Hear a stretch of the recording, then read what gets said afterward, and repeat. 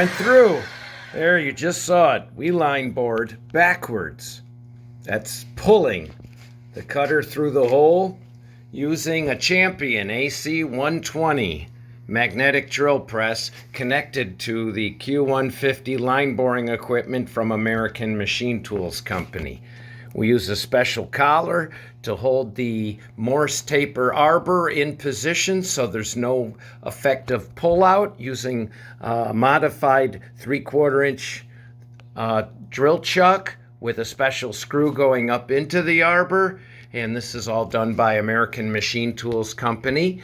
And you can call us at 773-334-5000 to order your line boring equipment from us. Made in USA, except the magnetic drill press is imported. We thank you.